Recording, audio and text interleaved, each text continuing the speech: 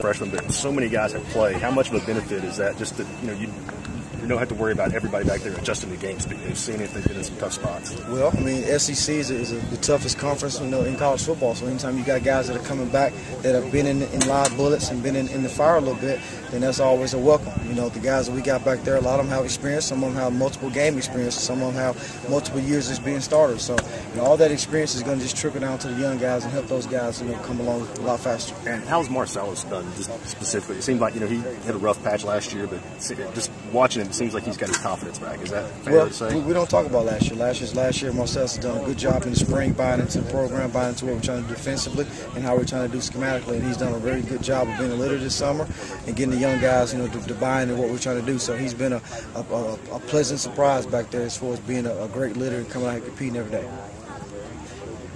I was going to ask you about Naz Oliver. That's a guy who I think when Coach Dooley first got here that spring, he was running with the ones until he had the ACL injury, and then he had the wrist last year.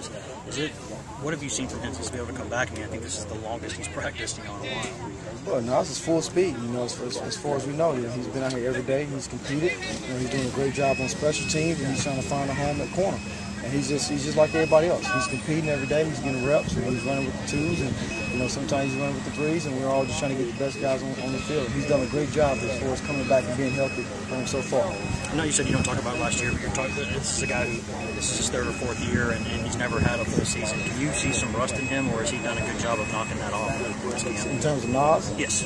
Well, he didn't play much last year, and he's a highly regarded guy coming out of New Jersey, so he's got some ability. He's got a lot of explosive power. He's really heavy-handed when he puts his hands on people, and he's a competitor. So all those elements are good for what we want to do at corner.